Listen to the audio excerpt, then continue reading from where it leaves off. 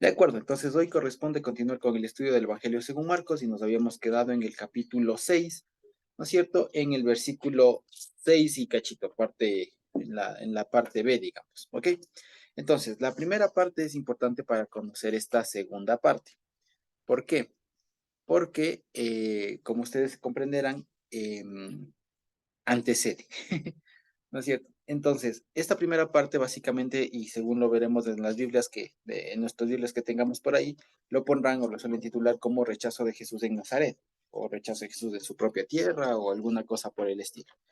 Pero, y en realidad fue eso. Acordémonos que el Señor Jesús viene de otro lado, de una tierra de gentiles, de otro lado donde de pronto no eran sus naturales, y básicamente le rechazan, él comienza a enseñar en la sinagoga, hace algunos milagros por ahí y sin embargo la gente termina asombrándose, se asombra, ¿no es cierto? Sin embargo, terminan resaltando la humanidad, la carnalidad, digamos, la humanidad pues del Señor Jesús y en base a eso descartan todo lo anterior. ¿Se acuerdan que eso habíamos visto que era el problema precisamente? Que incluso hasta ahora se revela o se deja ver en el pueblo judío al momento de enfrentarse a la figura del Señor Jesús, como Mesías, digamos, ¿no es cierto?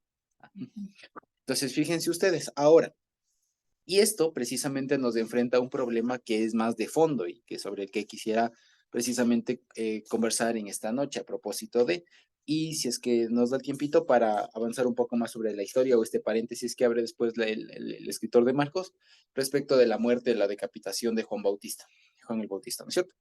Entonces, bueno, entonces, como decíamos, como recapitulando, lo anterior ha sido que se rechaza al Señor Jesús porque no por otra cosa, sino porque se confía la gente de su humanidad. Y de eso ya habíamos hablado y hemos hablado bastante, que sostener esto de que Jesús es Dios y hombre a la vez, 100% Dios, 100% hombre, trae más problemas que soluciones. Y lo más correcto, lo más bíblico, es sostener que Jesús es el mismísimo Dios aquí en tierra. Y que por eso sostener que Jesús tuvo algún rastro de humanidad es, es complicado en el sentido de que es reconocer que en algún sentido tuvo pecado natural de sí. Ese es el principal problema, digamos, que sostener que Jesús fue humano, decir que Jesús fue humano, fue hombre como tal, tiene ese problema de la naturaleza humana que es pecadora por naturaleza. Entonces, sostener aquello tiene ese problema. Sí, y por lo tanto es lo que se ve acá. Por eso es que cuando se le dice, no es este hijo de María, que se acuerdan que hablamos todo este tema de la madre y todo aquello, entonces, refleja eso detrás de esta historia que parece haber pasado así sin más, ¿no es cierto? Entonces, está eso. Y esto, como les decía, da pie a otra cosa que es lo que nos va a enfrentar ahora. Y es lo siguiente, Jesús aquí lo vivió y ahora les va a anticipar a los apóstoles que les va a tocar vivir. Y es algo que seguramente nos ha tocado a nosotros. Y es lo que se veía anteriormente. Y es lo que les comentaba. Hasta el capítulo 5 veíamos un Jesús victorioso, ¿no es cierto? O sea, como comienza Marcos contando, ¿no es cierto? O sea, que se bautiza, se abre el cielo, tal, ¿no es cierto? Todo aquello, que vence al demonio, ¿no es cierto? Que las bestias del campo le sirven, después con los endemoniados, que para la tormenta, que todo lo demás. O sea, viene Jesús, como decíamos, en una racha ganadora, ¿no es cierto? Sin embargo, llega a su propia tierra y se acaba aparentemente esa racha, ¿no es cierto? Y experimenta un primer rechazo, un primer momento en el que incluso el narrador dice, y no pudo hacer muchos milagros ahí, ¿no es cierto? Por la falta de educación que tenía esa gente. Entonces, fíjense, aquí, valiéndonos del texto, del título que le ponen, vemos aquí que nos prepara el Señor Jesús a algo que para nosotros no debe ser nuevo y es de esto de cómo manejar cristianamente el rechazo a la palabra. Porque, punto número uno, al que estaban rechazando aquí, digamos, aquí obviamente es del Señor Jesús y a su palabra, que si hilamos un poco más fino, es en el fondo lo mismo, ¿no es cierto? Ahora bien, no es lo mismo, digamos, no es lo mismo cómo actúa el Señor Jesús, digamos, claro, no es lo mismo cómo actúa el Señor Jesús siendo Dios mismo, cómo Él maniobra el rechazo, a cómo nosotros lo maniobramos, a cómo nosotros lo manejamos, lo enfrentamos del rechazo. ¿Ya? Y precisamente por eso es que acá comienza a hablar básicamente de eso. Y si ustedes se acuerdan, que ya lo vamos a leer, vamos a darnos cuenta que la consecuencia, digamos, o el final de todo el tema de mandarles de dos en dos y todo aquello, va a terminar precisamente en un tema de rechazo. Sí, de rechazo. Entonces, en términos generales, lo que vamos a ver acá es cómo manejar, digamos, o cómo es que se enfrenta bíblicamente el rechazo al evangelio. ¿Sí? Ahora bien, entonces leamos. Este pasaje como tal comienza desde el versículo 6, la parte B, que dice, y recorría las aldeas de alrededor enseñando. ¿Sí? Ok, desde ahí comienza. El 6, la parte B, ¿cierto? La segunda línea. Y después comienza ya el 7, sigue normal. Dice, después llamó a los 12 y comenzó a enviarlos de dos en dos y les dio autoridad sobre los espíritus inmundos. Y les mandó que no llevasen nada para el camino, sino solamente bordón, ni alforja, ni pan, ni dinero en el cinto, sino que calzasen sandalias y no vistiesen dos túnicas. Y les dijo, donde quiera que entren en una casa, posen en ella hasta que salgan de aquel lugar. Y si en algún lugar no les reciben, ni les oyen, salgan de allí y sacudan el polvo que está debajo de vuestros pies para testimonio a ellos. De cierto les digo que en el día del juicio será más tolerable el castigo para los de Sodoma y Gomorra que para aquella ciudad. Y saliendo predicaban que los humildes se arrepintiesen y echaban, que los hombres se arrepintiesen y echaban fuera muchos demonios y ungían con aceite a muchos enfermos y los sanaban. ¿De acuerdo? Entonces, una vez más, aquí fíjense ustedes que hay una advertencia, como les decía, muy fuerte. Esto puede verse de dos maneras, se puede ver desde como lo ponen aquí, comisión a los 12 o alguna cosa por el estilo, en la mía le ponen así, ¿no? Comisión a los 12 o misión a los 12 y tal, pero resulta que esto apenas es un anticipo, ¿ya? Porque como tal, la misión de los 12 y de la iglesia a partir de la muerte y resurrección del Señor comienza pues plenamente a partir de, exacto, de cuando resucita y de Shavuot, básicamente eso. Ahora bien, si ustedes se fijan aquí, esto nos recuerda mucho a una cosa, ¿ya? Y si nosotros nos ponemos en las sandalias, no digo zapatos porque en esa época no había, pero si nos ponemos en las sandalias de las personas que estarían leyendo Marcos allá, ¿no es cierto? Y somos unas personas adiestradas o tenemos bastante conocimiento del Antiguo Testamento, porque para la época era lo único que había, ¿no es cierto? ¿A qué nos suena estas primeras directrices que el Señor les da, estos primeros mandamientos? ¿Ya? Que dice que les mandó en el 8, les mandó que no llevasen para nada en el camino, ¿no es cierto? Nada para el camino, sino solamente bordón, que en nuestro caso es sino un palo, callado, un palito, ¿cierto? Ni alforja, ni pan, ni dinero en el camino, ni dinero en el cinto, perdón, sino que calzasen sandalias y no vistiesen dos túnicas.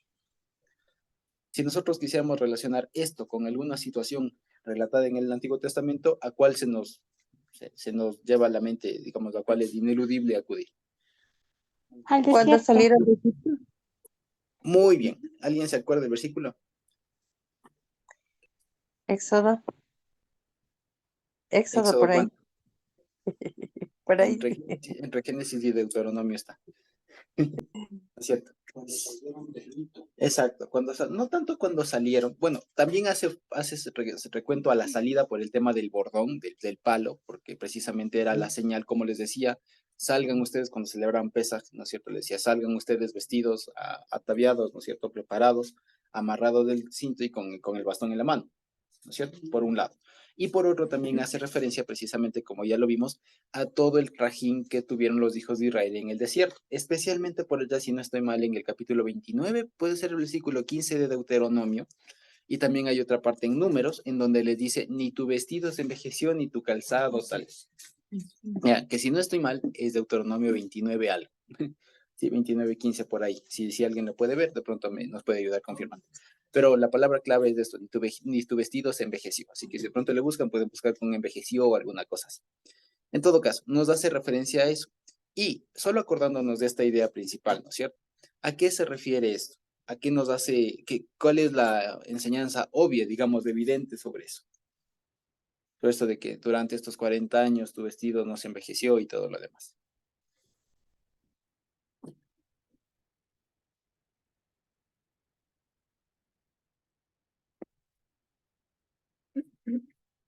Que el Señor cuida de sus discípulos y depender de Dios. Exactamente, que los discípulos en tanto estén actuando en función de una obra, de la obra del Señor, de una tarea asignada por el Señor, Él es el que la financia, ¿ya? Él es el que la financia. Porque El que fíjense invita ustedes, paga. el que invita paga exactamente. Pero fíjense porque digamos, el que invita paga funciona en el tema de las fiestas, pero cuando ya se va a emprender un trabajo y una tarea más larga, ya no es invitación, porque no es que nos invitan a disfrutar necesariamente. ¿Ya? Aquí estamos hablando literalmente de un proyecto. Y fíjense ustedes, algunos de nosotros trabajamos en alguna empresa pública o de pronto en alguna empresa, en algún lugar en donde hay que hacer el proyecto. Incluso fíjense que me acuerdo que para titularnos, los que nos decidimos a a la tortura de la tesis, nos hacían precisamente planificar incluso un tema de financiamiento, porque resulta que cualquier proyecto necesita plata, necesita recursos, ¿no es cierto? Y una de esas cosas es, bueno, está muy bonito todo lo que usted quiere hacer, pero ¿y de dónde? ¿Con qué plata, qué dinero? Porque está muy bonito todo lo que usted me plantea, pero ¿y de dónde va a sacar el financiamiento? ¿Con qué lo va a lograr? ¿Tiene usted sus recursos propios? ¿Tiene ahorros? ¿Tiene inversionistas? ¿Tiene becas? ¿Qué tiene? ¿Ya? Y aquí la pregunta es respecto al Señor, ¿no es cierto? Aquí la pregunta es una vez más, ¿quién es el dueño de la obra? Sino Dios. Por lo tanto, el que financia la obra es el Señor. Fíjense ustedes, y si razonamos desde esa lógica, ¿quién es el beneficiario de esa obra?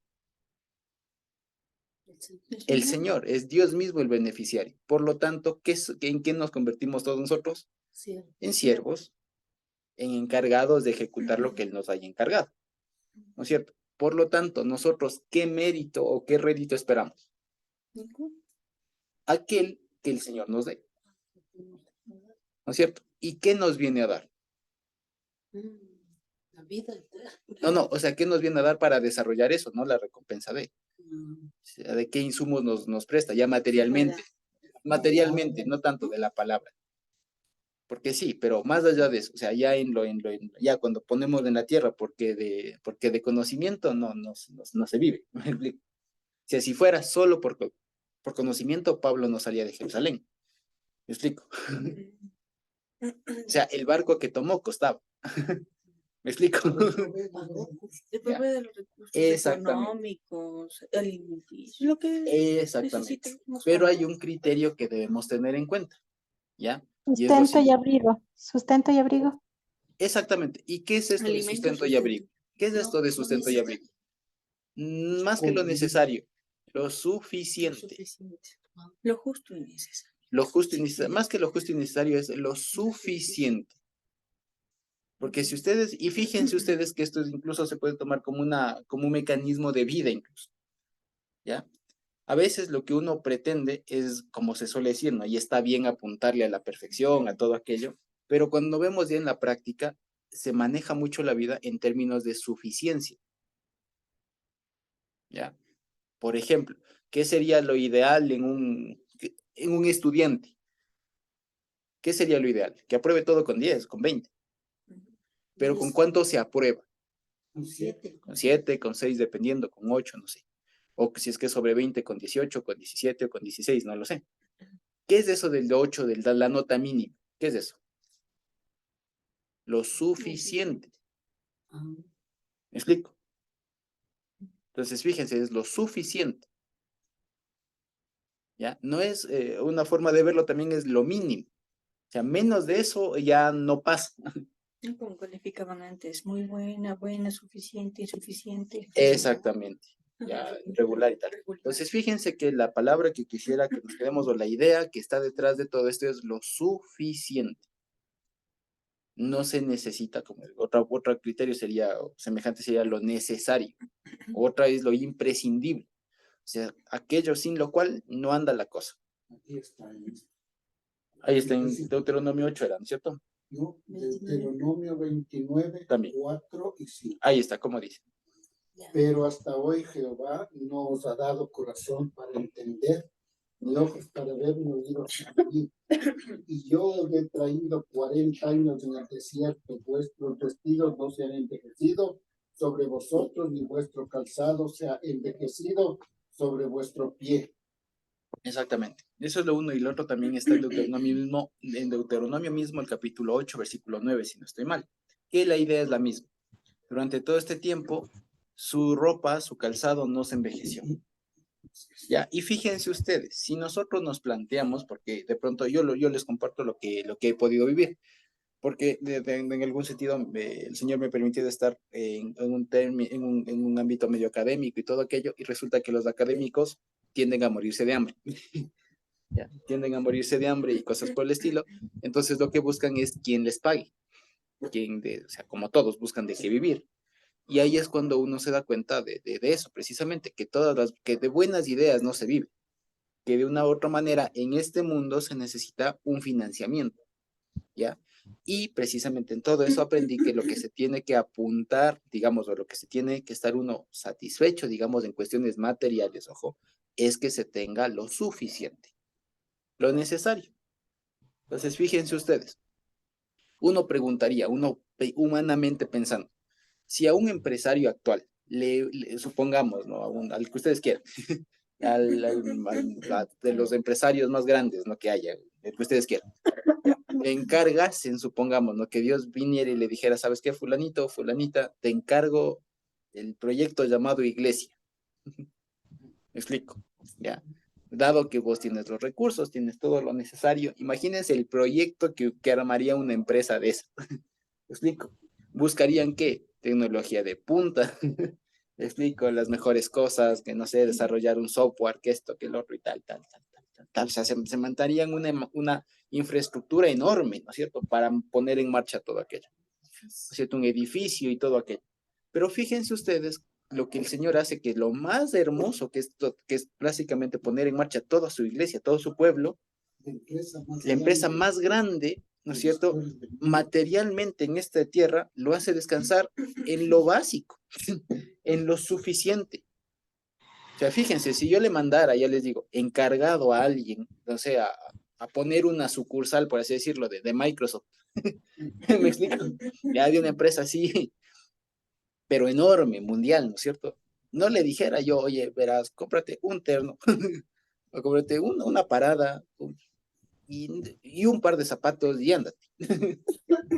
O sea, me explico, ¿ya? Para que veamos cómo es que funciona la idea del Señor diferente a nuestra mente. Si nosotros quisiéramos poner en marcha y sustanciar, digamos, sostener la idea de iglesia, se desdibuja, porque se comienza a poner el énfasis en las cosas materiales. Y de eso, y por eso es que hay tantas críticas que se pueden hacer un montón de iglesias. ¿Sí me explico? Porque se pone el énfasis en eso, cuando eso viene a ser bastante secundario. Fíjense ustedes, aquí a los precursores, digamos, de este evangelio refinado, ya con el Señor Jesús y todo lo demás, les hace descansar en no lleven ropa, solo lleven algo que les sirva, que un bastón para sostenerse o para defenderse, y ya está. No lleven 2 túnicas, no lleven ni pan ni platos, imagínense, se les manda sin comida y sin dinero. No lleven 2 paradas, como o sea, no lleven 2 camisas, 2 camisetas, lleven una, así como están se van. Me explico, ¿eso qué es? ¿Crueldad? No, es suficiencia. ¿Qué se necesita para materialmente, para que el Señor ponga en obra, ponga en marcha su obra? Cosas suficientes. Entonces, fíjense, si nos ponemos así, ¿qué es imprescindible para que alguien vaya a predicar? Además de que sepa y todo aquello. Ya, lo práctico. Fíjense lo que dice aquí. Si no, un palo, ya, ropa, sandalias. Y el llamamiento. Por eso, más allá del llamamiento y todo aquello, o sea, más allá, o sea, eso está arriba ya está subsanado, eso, ¿cierto? Que les dio autoridad y todo aquello. ¿Cierto? Ahorita viendo lo de abajo. ¿Qué se necesita? Si no, la ropa que llevan puesto. Nada, es que la empresa se apiza, así que el término de empresa es de Dios. Y Él es el suficiente proveedor. Exactamente. Así es, exactamente. Entonces, fíjense, y lo que quiero, lo que me encantaría, digamos, que notemos una vez más, y de pronto no es que ya lo teníamos visto, es la diferencia en cómo piensa el Señor en cuanto a financiamiento, si se quiere, en cuanto a recursos humanos acá, materiales, a cómo pensamos nosotros. Por eso es que fíjense cómo es que, digamos, choca esto con la mente actual, que de pronto es la más común, ¿no? Que cuando uno dice, hermanos, vamos a poner una iglesia, lo primero que se piensa es templo, bancas, sillas, parlantes, instrumentos, focos, arriendo, tal. ¿Me explico? Cuando lo que deberíamos preguntarnos es qué es lo mínimo que se necesita. Por ejemplo, en nuestro caso nos sirve mucho el Zoom y ya está. Fíjense, ¿ya? Y en la pandemia esto sostuvo. Y por eso fíjense que era muy hermoso, fue muy bonito este sentir que hubo en la pandemia, porque ahí muchos saborearon esto. ¿Qué es lo que se necesita para esto? O sea, ¿qué es lo que no se puede dejar de tener? Y durante la pandemia se dieron cuenta que los templos lujosos con tecnología de punta no servían en una pandemia, no eran imprescindibles, si nos dimos cuenta. Y todo recae en esto de acá. ¿Ya? Entonces, fíjense que esto, a la vez, a los apóstoles les debe haber chocado un montón. Ya les digo, porque nadie, que ya, digamos como nosotros que estamos entre adultos, nadie sale a la vida sin un centavo en el bolsillo. Mínimo, seguramente nosotros tenemos nuestros propios rituales para salir de casa, pero lo mínimo que vemos es cédula, papeles, ¿no es cierto? Para salir, ¿no? De papeles, un poco de, no sé si tenemos dinero, si no las tarjetas, no sé, me explico, el celular, una chompa, un paraguas de pronto, y nos fuimos, ¿cierto? Y si se nos quedó algo de eso, las llaves de la casa, puede ser, ¿no es cierto? Y si se nos olvidó algo de eso, entramos en crisis, ¿no es cierto? Porque es que me olvidé la plata, o me olvidé los papeles, o me olvidé esto, me olvidé el otro, y entonces comenzamos en crisis, o nos preocupamos porque no se puede vivir sin eso. Ahora, fíjense ustedes que el Señor Jesús les dice, vayan sin todo eso que ustedes, en todo lo que ustedes encuentran su seguridad. Fíjense, ya les digo, solamente vayan ustedes un día al trabajo sin plata. Me explico. Tal vez algún rato nos haya pasado, pero vayan un día así a propósito, sin plata al trabajo, o a la universidad, al negocio, sin plata, así solo salgan con lo que tienen puesto, así se arreglaron y fuera. A ver cómo piensa la mente de uno, ¿ya? Fíjense que es muy complicado. Ahora, fíjense que en una empresa, una tarea, digamos, un proyecto mucho más grande que cualquier trabajo que podemos ver ahora, la iglesia, el evangelio y todo lo demás, el Señor les manda, como están puestos, así vayan. ¿Para qué más? No se preocupe. Aparentemente parecería un grado de irresponsabilidad grande, ¿no? Mandar a una misión grande sin los recursos, podríamos ir hablando humanamente, sin los recursos. Pero el asunto es que el Señor no necesita no necesita en un sentido de mis recursos, porque el dueño de la obra es Él, y Él es el que provee. Y quiere que desarrollemos esa confianza en Él. Si me permite, Josué, hermanos, a nosotros nos ha tocado hace años atrás, y muchas veces salir, a veces sin un centavo, solo con la gasolina para el carro, llenábamos el tanque de la camioneta y viaje. Y cuando uno está sin plata, le da más hambre.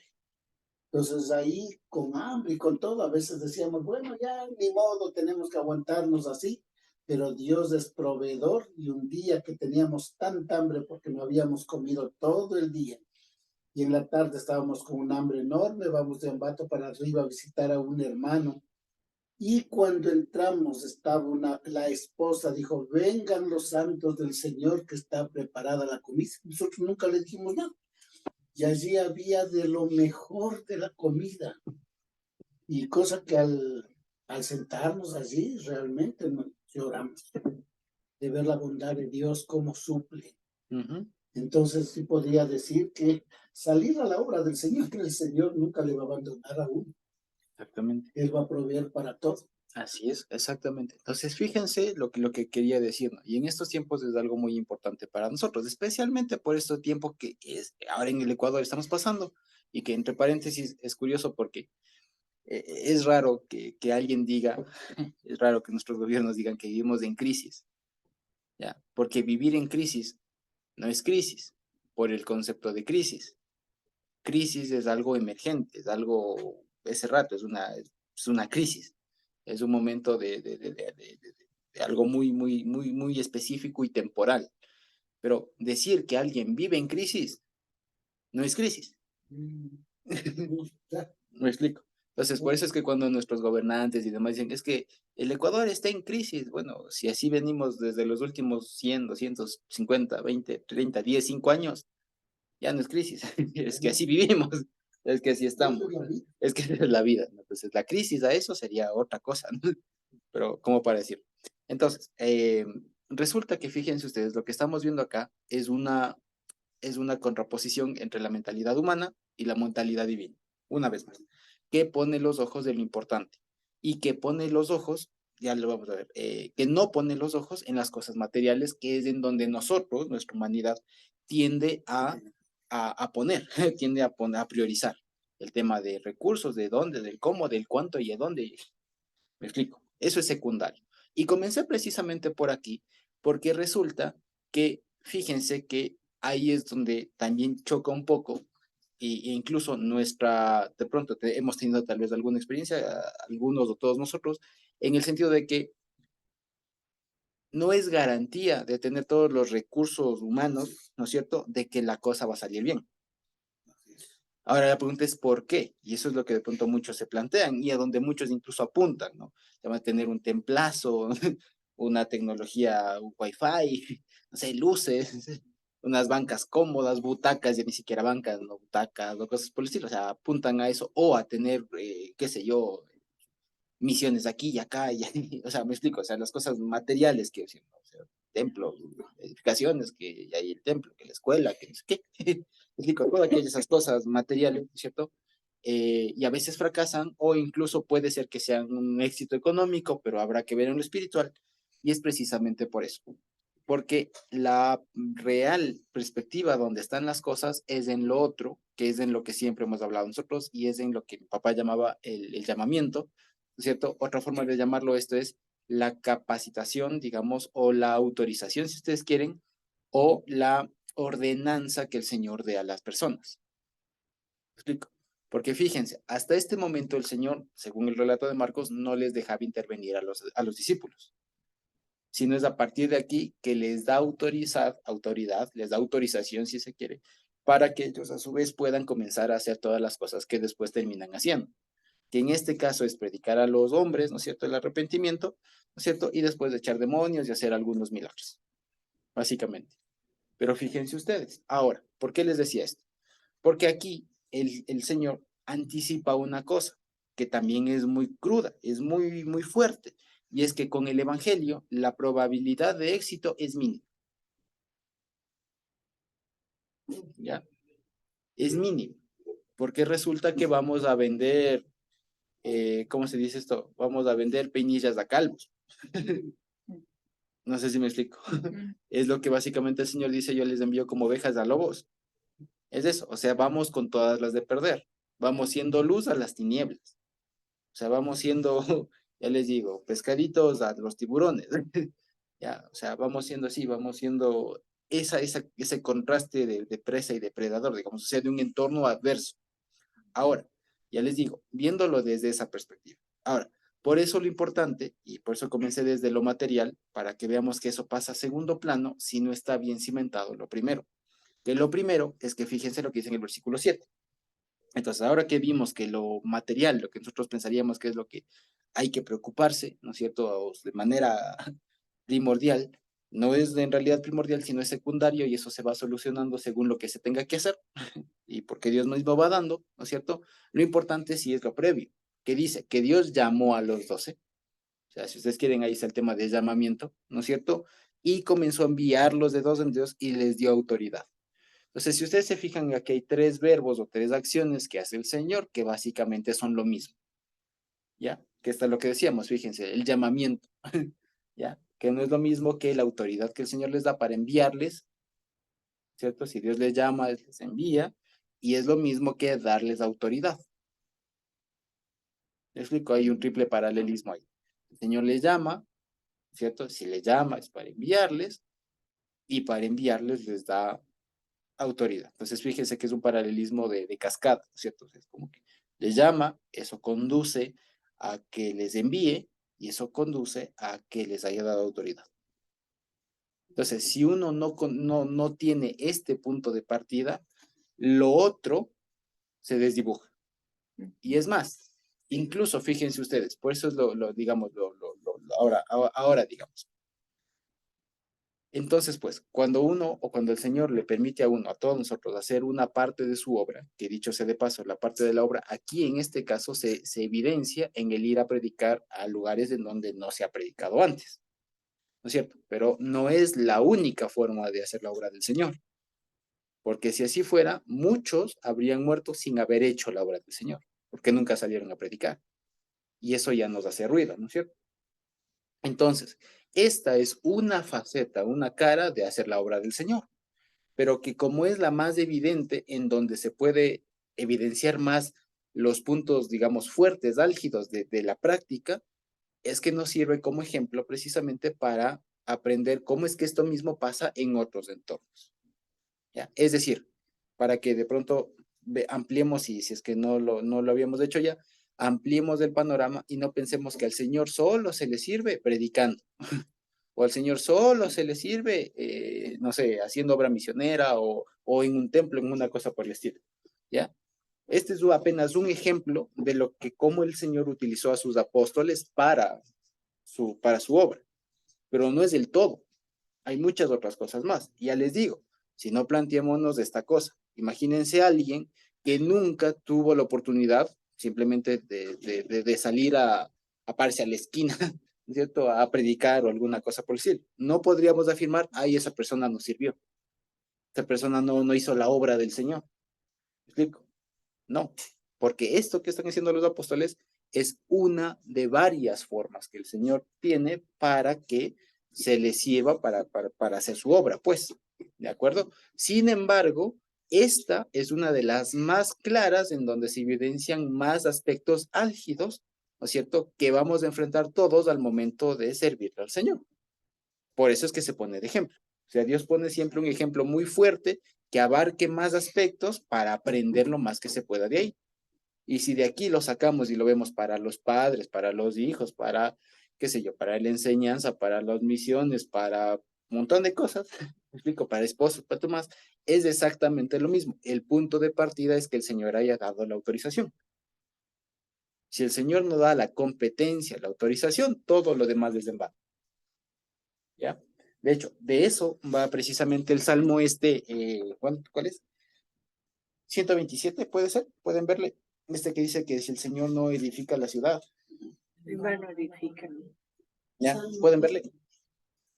Salmo 127 creo que es.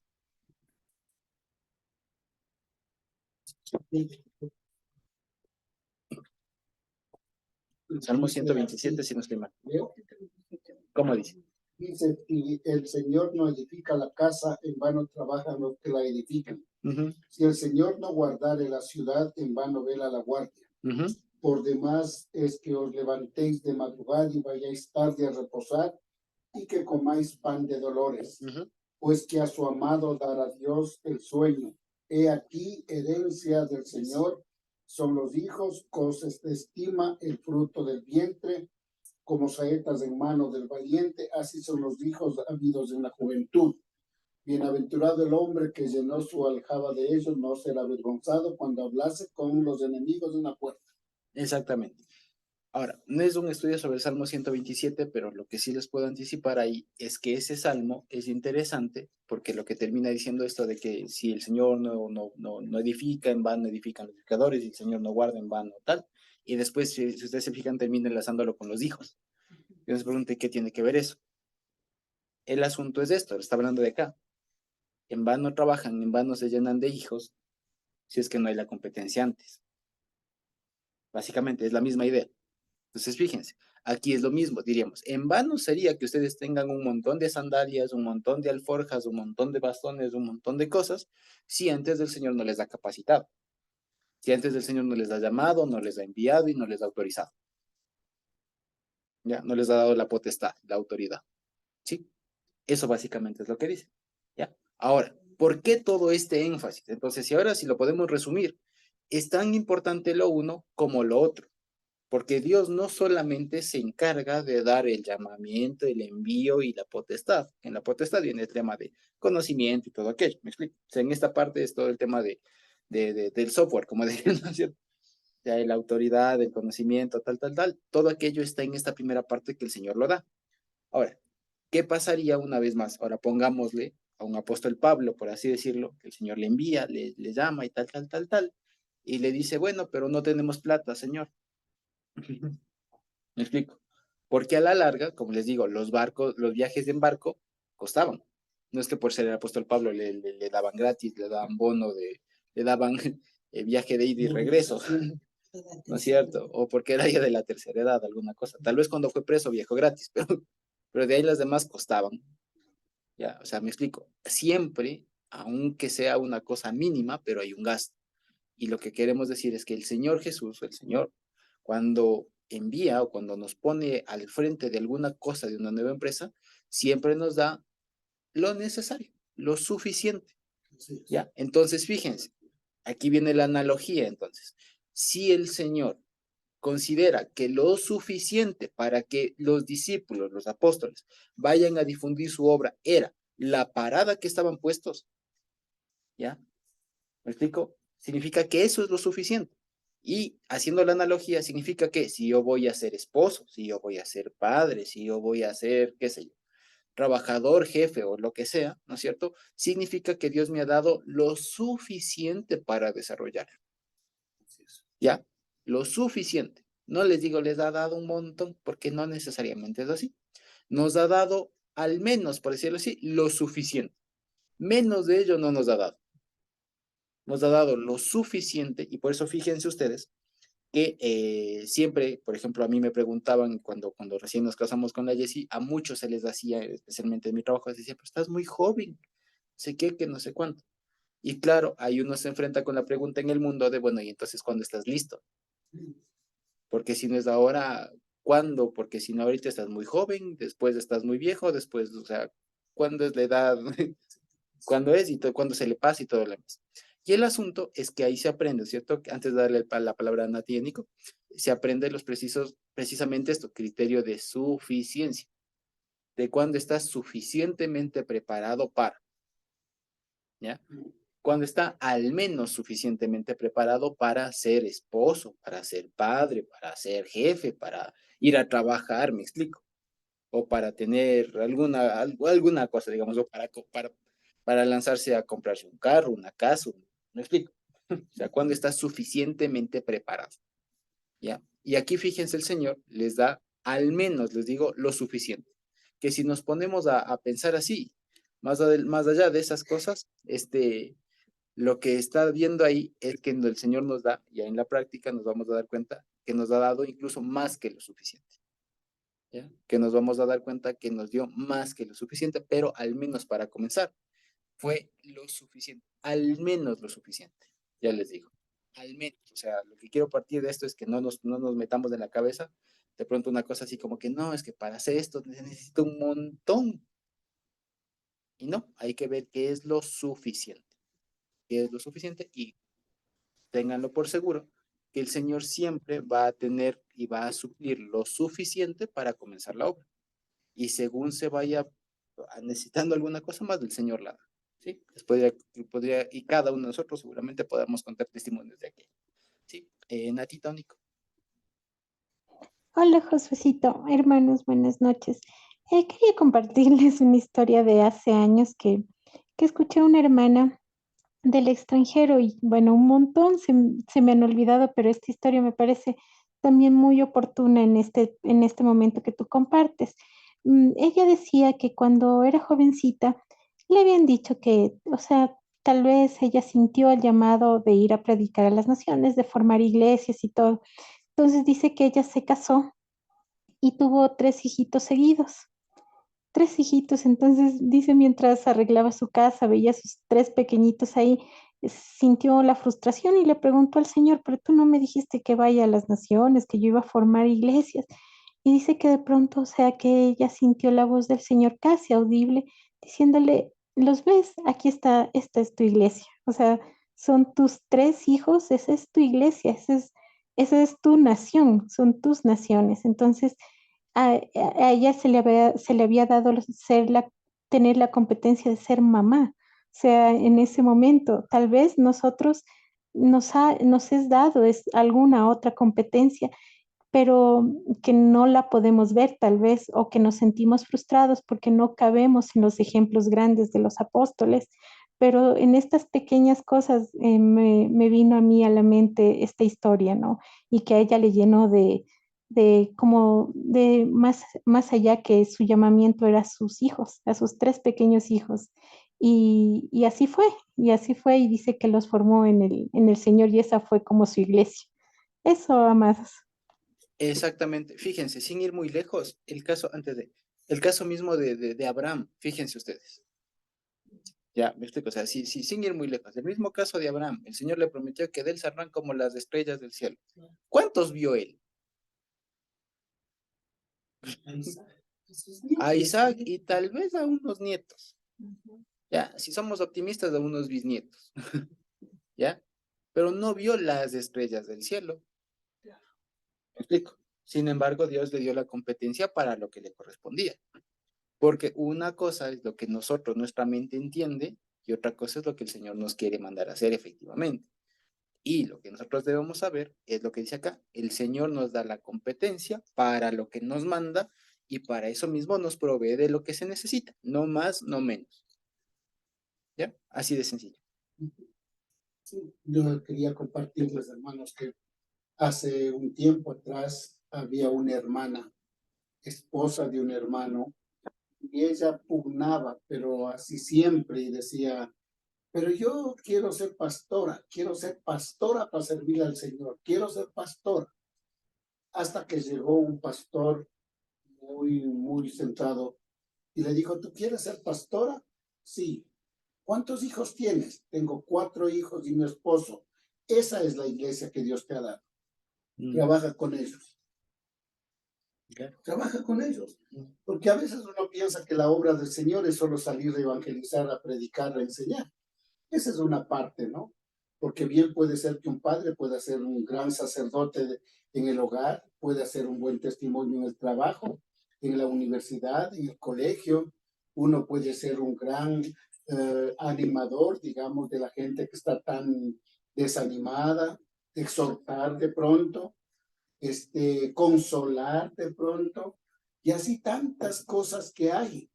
Otra persona puede tener ese llamado para la oración, y yo conozco muchos que mientras unos iban a predicar, habían viejitas que estaban orando, y que he conocido varias hermanas que su ministerio, su obra, digamos, o la obra del Señor, era orar por los que salen, era orar por los que salen. Otras personas, en cambio, decían, yo quiero ir a visitar a la hermana tal, que está enferma, que está así. Y de esa forma hacían la obra del Señor, como los llamamos, ¿no? Entonces, hay tanto que se puede hacer, no es solamente predicar, enseñar, y así, sino hay otras cosas que puede ser muy, tal vez no muy promocionado, no así publicado y todo. Hay gente que solo lleva de comer. ¿Mm?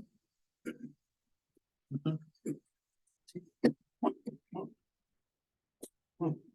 Hay gente que compraba pancito para los ancianos. Compraba pancito y les llevaba, decía a los viejitos, les buscan de pancito y yo les llevo. Uh-huh. Hay gente que iba a repartir la palabra en algunos lugares. Hay otros que iban en los buses a predicar ahí, y eso era lo que sentían hacerlo, ¿no? Y lo hacían bien. Y entonces he visto tantas formas de servir al Señor, y muchos de ellos no han salido nunca a ninguna parte como tipo misión, ninguna cosa, pero han hecho una obra pero extraordinaria. Una de las obras grandes es de, por ejemplo, una esposa, ayudar al esposo para que pueda cumplir el rol que le manda el Señor, ver los hijos que anden en los caminos del Señor, orar por ellos, animarles, ayudarles y todo. Y así, cuántas cosas que se puede hacer en la obra del Señor. ¿Sí? Exactamente, así es. Entonces, fíjense, y de eso mismo hablábamos. Aquí, lo que vemos aquí, no es la única forma de servirle al Señor. El esquema es el compartido para todas las funciones. Para ser padre, para ser madre, para ser hijo, para ser consejero, para ser maestro, para hacer lo que sea. Está aquí el esquema general, ¿ya? Y el asunto también, como les decía, es que ahora ya nos enfrentamos, esto sería lo teórico, ¿cierto? La autorización, todo aquello que es imprescindible, es importante, y los recursos suficientes son digamos, lo, lo, lo, lo previo, digamos, ¿cierto? Los prerequisitos, si ustedes quieren. Pero ya resulta que también se necesita otra cosa y es le enfrentar a la realidad. Y es lo que de pronto a muchos puede decepcionar. Porque ya cuando nos enfrentamos a la realidad, no siempre nos van a decir amén, gloria a Dios. En todas las tareas. El que predica, el que enseña, el que barre, el que limpia, el que es papá, el que es mamá, el que es hijo. A todos en algún momento, no, o sea, digamos, no todo nos va a salir amén, gloria a Dios siempre. No siempre. Y fíjense, ahí viene la cuestión, ¿no es cierto? Porque uno pensaría humanamente, bueno, señor, si tú nos das semejante llamado, semejante autorización y nos garantizas los recursos suficientes, ¿qué hacemos cuando algo no se da? ¿O cómo obramos con eso? Y fíjense que otra vez el criterio es de suficiencia. Fíjense que el criterio es de suficiencia, de otras cosas, de no forzar la cosa, ¿ya? Por ejemplo, les dice, donde quiera que entren en una casa, posen en ella hasta que salgan de aquel lugar, ¿ya? Básicamente, y dicen, ¿no? Y si en algún lugar no les reciben ni les oyen, salgan de allí y sacudan el polvo que está debajo de vuestros pies para testimonio a ellos. De cierto les digo, amén les digo, y en el día del juicio será más tolerable el castigo para los de Sodoma y Gomorra que para aquella ciudad. Y esto, una vez más, nos refiere a esta idea de suficiente. ¿Qué es lo suficiente? Porque fíjense ustedes, en cualquiera de nuestras casas, si nosotros vamos y le digo, hermano, le he venido a visitar, muy chévere y todo, pero ya van 3, 2 horas o 4 horas, a veces ya es incómodo, ¿no es cierto? A veces ya es incómodo, a menos que se tenga mucha confianza y no, quedes, hermano, quédate, tal, pero ya 2 días, 3 días, 4 días. ¿Me explico? Ahora, por otro lado, supongamos a Pablo le tocó esto, y en algunos lados se quedó años, ¿ya? Se quedó años, se quedó meses, se quedó semanas. Entonces, el criterio es hasta cuándo es suficiente. Entonces, por ejemplo, acá en el Ecuador se tiene este dicho un poco grosero, ¿no? De que la visita y el muerto a los 3 días ya huelen mal, ¿cierto? No es tan cierto bíblicamente hablando. Acá siempre dependerá de cuánto es suficiente, ¿ya? Porque no todas las cosas son iguales. Fíjense ustedes, a Pablo en alguna quiso predicar, lo fueron apedreando, ¿ya? En otra predicó y no querían que se vaya, ¿ya? Me explico. ¿Ya? En otra predicó y estuvo un ratito, estuvo poco tiempo. En otra predicó y se quedó más tiempo. En otra le tocó volver, en otra ya no volvió. ¿Por qué? Por criterios de suficiencia. ¿Cuándo es suficiente? Eso me explico. Entonces, fíjense que ahí uno precisamente se da cuenta que todo está dependiendo del Señor. Porque Él es el que nos indica hasta cuándo, hasta dónde, cuándo es suficiente. Entonces, por ejemplo, en un caso, en un escenario, en un supuesto, podrá ser suficiente, fíjense, con el endemoniado gadareno, ¿qué fue suficiente? Que le libere. Se acabó. No fue necesario que le siga, que venga y todo lo demás. Con lo que viviste, ve, cuenta. Eso, en ese caso, era suficiente. ¿Me explico? Pero en cambio, con los discípulos, no. Con ellos, lo suficiente era pasar un buen tiempo, además los 40 años, los 40 días y todo lo demás y tal. ¿Me explico? Con ellos la idea de suficiencia era diferente. ¿Me explico? ¿Ya? Para que veamos cuál es el asunto que estamos viendo acá. Entonces, incluso cuando el Señor les manda, con todo aquello, les manda bien capacitados para estar apercibidos de lo que el Señor les manda hacer en cada situación y que no siempre va a obrar igualito el Señor. Porque los que tendrán hijos, varios hijos, nos dirán, ¿no es cierto? No todos los hijos, a pesar de venir de los mismos padre y madre, son igualitos, ni los gemelos. ¿No es cierto? Entonces, lo que funcionó con el primer hijo no funciona con el segundo. Lo que funciona con el tercero no funciona con el segundo y así. ¿No es cierto? O los que de pronto han sido profesores se dan cuenta que lo que funciona con un curso no funciona con otro. ¿no es cierto? O los que han sido jefes, los que funcionan con un empleado no funciona con otro, ¿ya? ¿Me explico? ¿Ya? Entonces, fíjense, ¿por qué? Y ahí es donde uno debe aprender, y esto nos enseña esto, suficiencia, y eso es a estar apercibido y estar consciente del rol en el que el Señor nos ha puesto, del caso al que nos enfrentamos. No todas las cosas salen iguales, no hay fórmulas así estrictas. Hay criterios básicos generales que toca ir aplicando según Dios mande a cada caso, ¿ya? Aunque esto pueda generar un poco, digamos así, de inestabilidad, ¿no? De híjole, y en cada caso. Sí, pero es cierto, la ventaja es que el Señor, aquí partimos del supuesto de que nos ha capacitado, nos ha llamado, nos ha enviado, y que además nos ha dado lo suficiente para hacerlo, ¿ya? Fíjense, y el resultado entonces es de suficiencia, ¿ya? Entonces, cuando nos reciben, no hay problema, quédense hasta cuando les reciban, ¿ya? Eso es lo suficiente. Hasta cuando les reciben. Entonces, si es que una persona se siente incómoda, no force. Dios le pague, gracias, me voy. Si es que, y ojo, esto si es que el asunto se trata de ir a predicar a una ciudad, así como les tocó a ellos. Si es que fueran crianza de hijos, si es que fueran del trato con, no sé, con los hermanos de la iglesia, si es que fuera en el trato de una prédica, es diferente. Pero el criterio es lo mismo. Quédese hasta cuando sea suficiente. No force la cosa. No force la cosa. ¿Ya? Esa es la idea.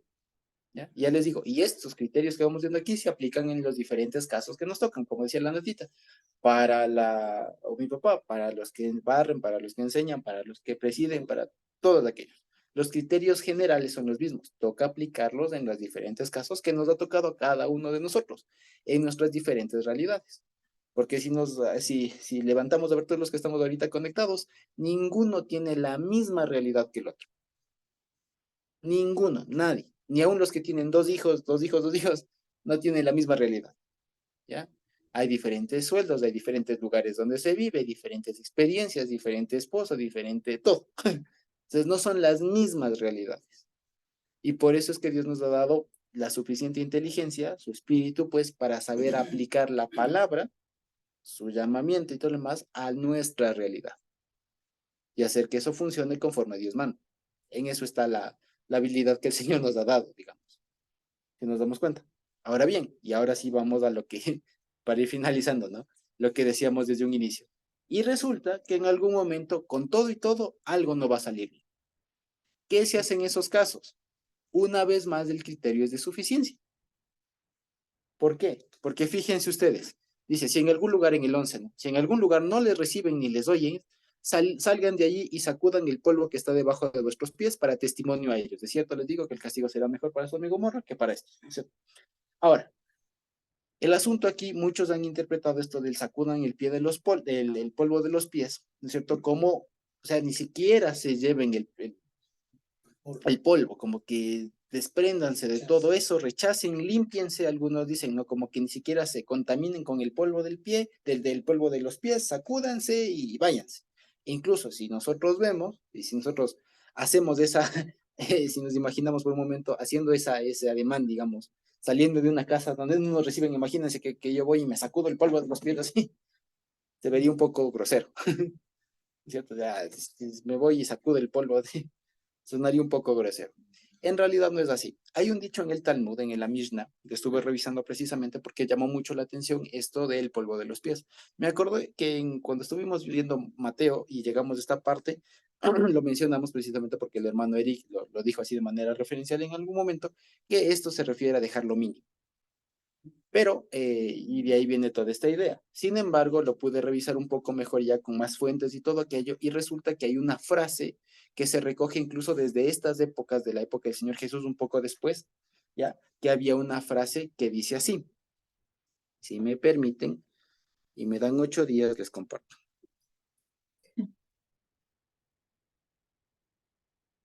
¿Dónde está? No, no está aquí. Permítame, ya les advertí que eran 8 días. Ay, caramba. A ver, está acá. Si me permiten un ratito, ya les digo. Acá está. Aquí está. Lo que les voy a compartir es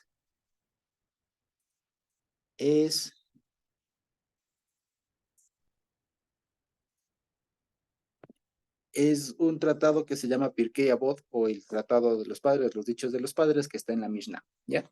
Y nos vamos a ver aquí en el apartado 4, que dice, fíjense, José, hijo de Yoezer, de Seredá, y José, hijo de Johanán, la recibieron de él, y dice, y José, hijo de Yoezer, solía decir, sea tu casa lugar de encuentro de los sabios. Y aquí fíjense lo que dice, empólvate con el polvo de sus pies. ¿Ya? Literalmente decía como siéntate en el polvo de sus pies y bebe con avidez sus palabras. ¿Ya? Entonces lo que quiere decir es, fíjense, dice, sea tu casa un lugar de encuentro de sabios. ¿Eso qué quiere decir? Y ahí se pusieron a discutir un montón después, y lo que decía es que es un privilegio, digamos, es un privilegio y debería ser lo óptimo, ¿no es cierto? Que cualquier persona, o sea, ellos se decían, lo óptimo es que cualquier persona, cualquier sabio, cuando quiere estudiar, tenga como prioritario tu casa. Como decir, es decir, lo ideal sería que cuando dos sabios se digan, quiero estudiar la Biblia, vamos a la casa de fulanito. ¿Ya? Ese, digamos, era el estándar para ellos. Y aquí se menciona precisamente el polvo de los pies por esto. Y dice, ¿no? Siéntate en el polvo de sus pies. Y eso unos lo entendían literalmente en el sentido de, siéntate, o sea, que el maestro esté en un banco y tú estés a sus pies literalmente, porque antes no había suelo embaldosado o algo por el estilo, ¿no? Parquet o piso flotante, era el suelo. Entonces, literalmente estaban en el suelo, al suelo de sus pies. Y lo otro que dice bebe con avidez es la forma en cómo tenían que estar atentos a lo que ellos decían, como dice ahí, bebe de sus enseñanzas, desde el tema de, o sea, como si estuvieras con sed, con un hombre sediento y todo lo demás, o sea, con anhelo, con ganas. Pero el asunto del polvo de sus pies era precisamente por la sujeción.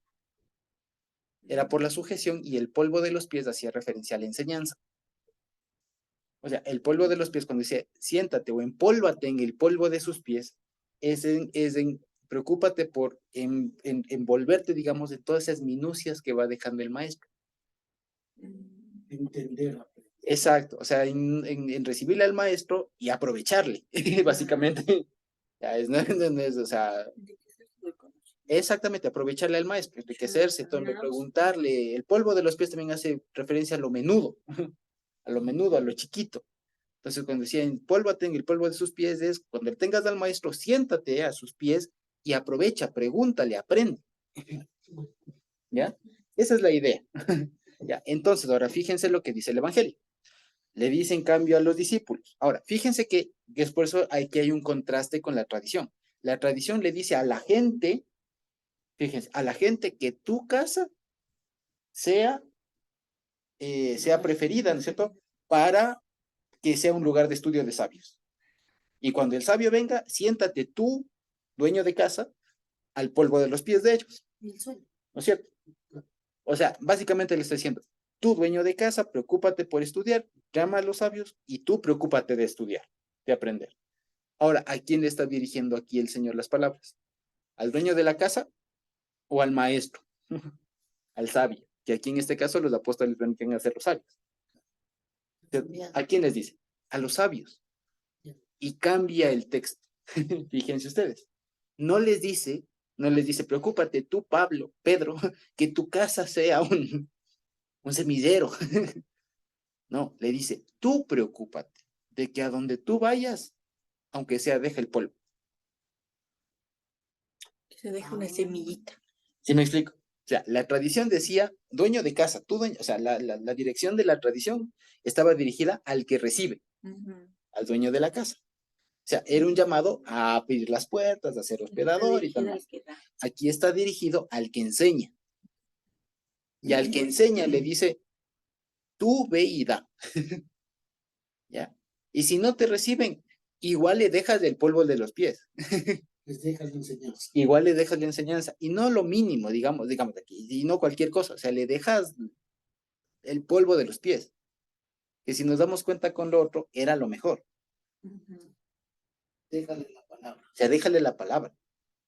O sea, el polvo de los pies en este caso no hace tanto referencia a un mínimo, o sea, de lo escaso, sino si se quiere en cuanto a cantidad, sí lo mínimo, pero lo mejor.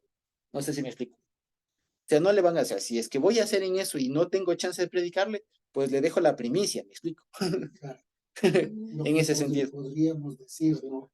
Si voy a hablarle de la palabra, a lo mejor un ratito, ¿sabes? Un ratito, y luego salgo.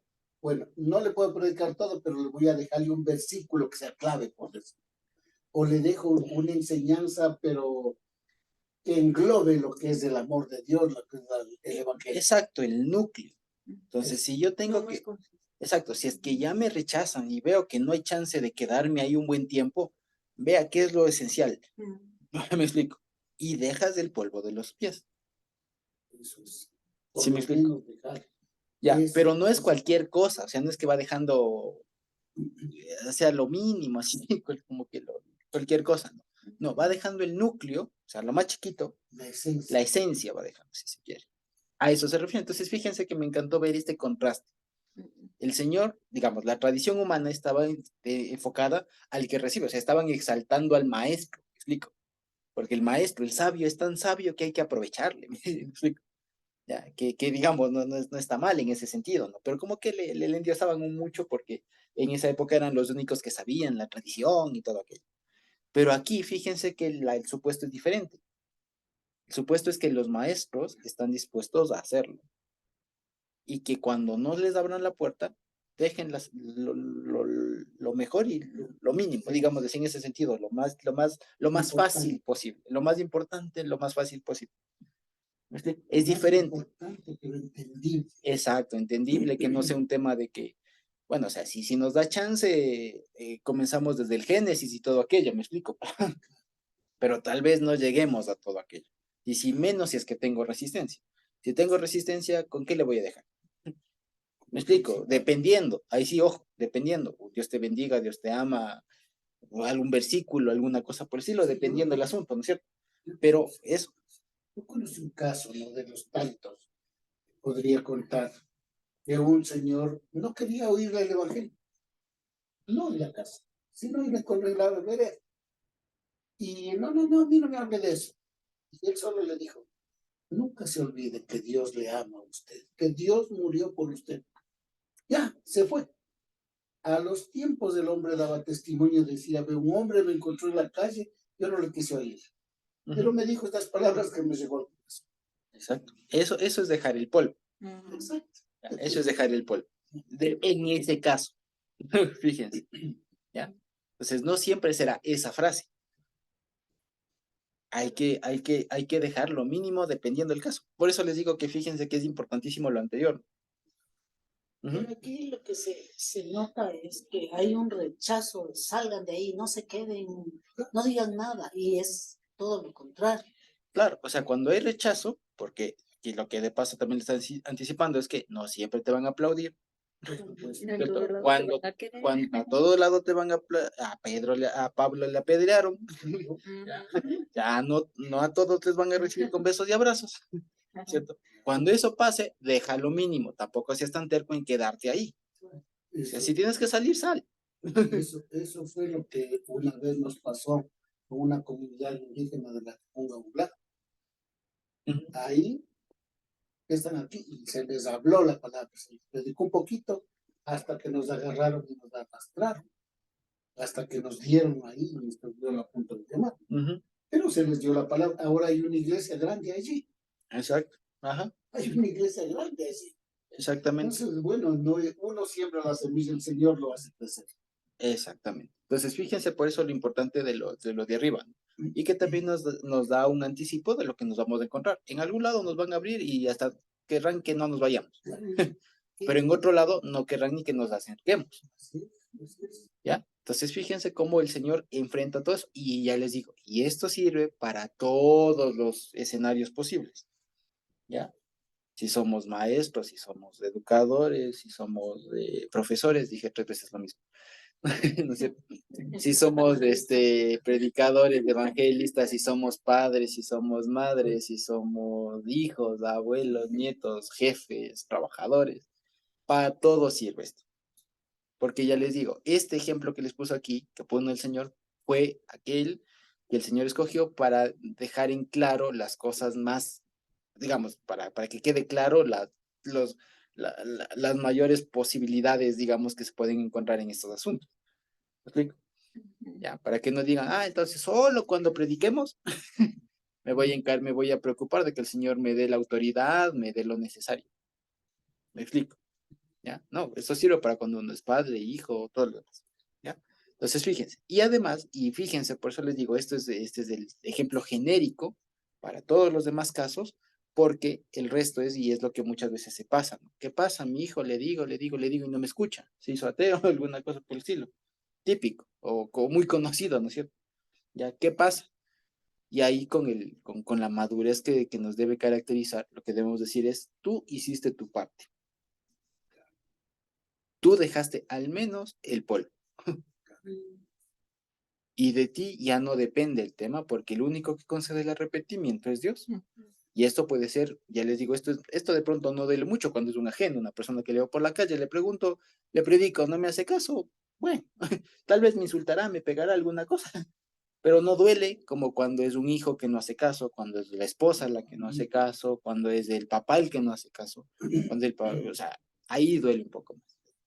¿Ya? Y esto, como les digo, por eso es que debemos de enfrentar y comprender este versículo con la madurez que nos debe caracterizar, de que a la final, nosotros, si es que hay resistencia, deje el polvo y despreocúpese, ¿ya? Y despreocúpese que a la final usted está dejando testimonio, ¿ya? Usted está dejando testimonio de que usted actuó, ¿ya? Y de que a la final ese juicio, si ustedes quieren, de que no recibe de tal, es propio y es, digamos, es único, perteneciente al Señor.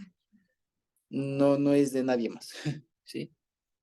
¿Me explico? Fíjense una vez más. Y esto, como les digo, nos vuelve a poner en los pies de la tierra para saber que nosotros somos apenas siervos. ¿Ya? Así de sencillo. ¿Ya? Entonces, fíjense lo que dicen, ¿no? Y en este caso nos deja el testimonio de cómo les fue a ellos. En este caso, que salieron, predicaban que los hombres se arrepintiesen y echaban fuera muchos demonios y ungían con aceite a muchos enfermos y los sanaban. En este caso les fue bien, ¿ya? Pero esto, fíjense ustedes que aquí, una vez más, leyendo con los lentes, a propósito que tengo lentes, ¿cierto? De las personas que estarían en esa época, seguramente les era más bien de anhelo, de ánimo, porque tal vez no les estaban pasando bien. Y estos relatos en donde lo que el Señor les dice se cumple y lo hacen y sale como el Señor lo anticipa, ¿cierto? O sea, aquí a nadie le rechazaron, ¿no es cierto? Lo que quiero decir es que cuando las personas que recién estaban leyendo esto lo leyeron, seguramente les daba ánimo. Porque tal vez estaban siendo muy rechazados. Pero aquí encontraban un testimonio de cuando el Señor sí les permitía a los apóstoles hacer las cosas. Y esto sirve también como palabra de aliento cuando están en esos casos. A nosotros a veces esto, lastimosamente, a veces sirve para inflarnos las expectativas. Que todo va a salir así, y a veces no siempre. Cuando el mismo texto ya lo advierte.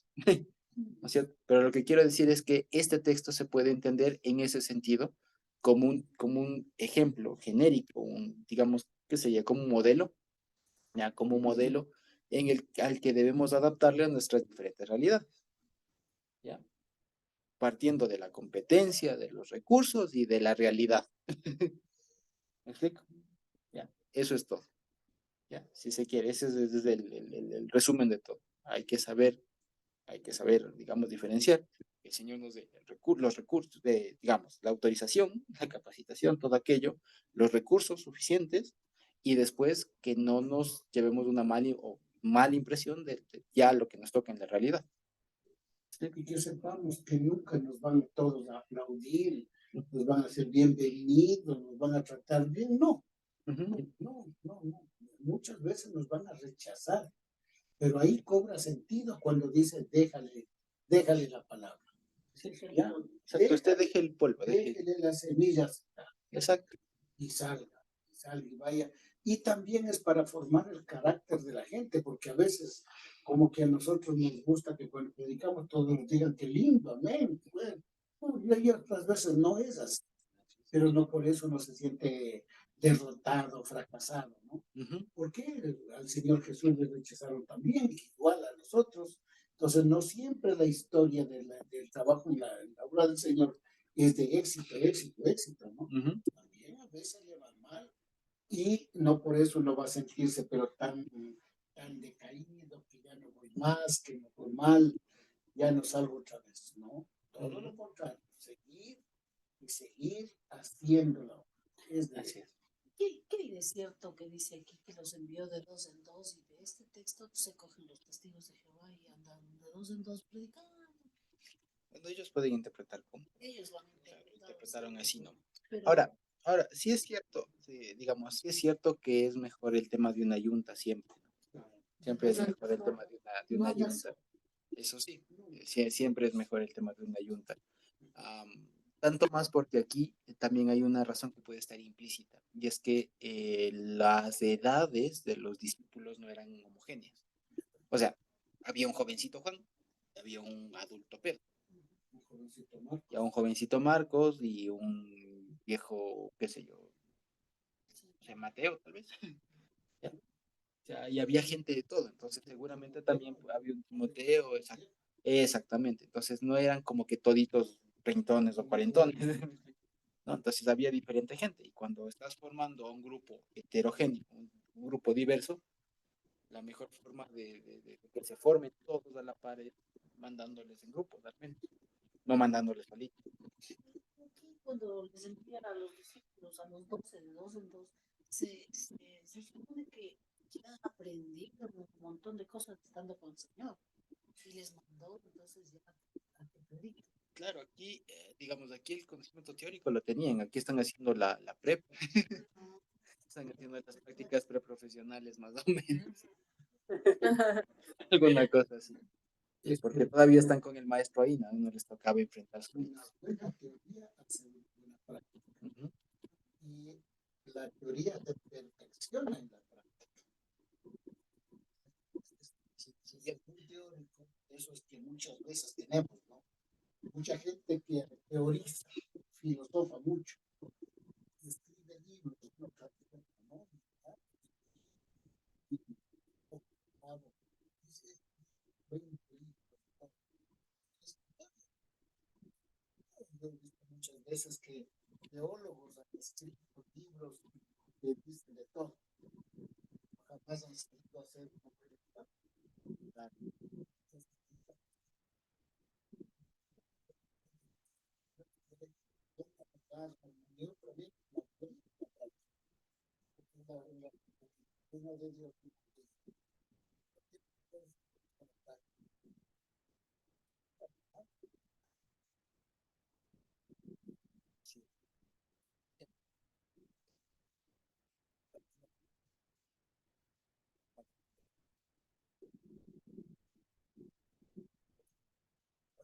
Empezamos a estudiar el resto de Juan el Bautista.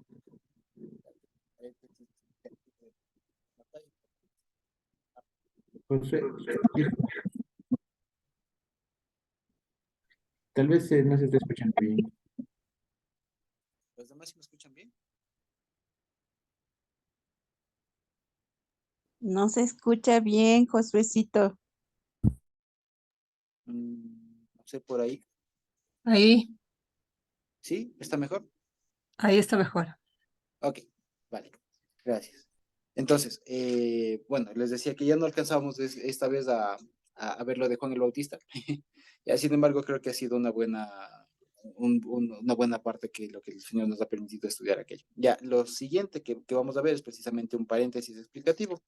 Ya Dios mediante la siguiente semana y que nos explica precisamente por qué es que el Señor Jesús se va aparte a un lugar desértico, si se quiere, despoblado, y en donde se va a dar precisamente este tema de la alimentación de los 5.000, después de lo que el Señor camina en el agua y demás.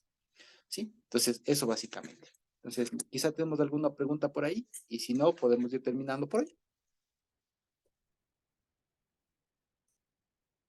¿Sí? ¿No? Ok, entonces, bendito Dios.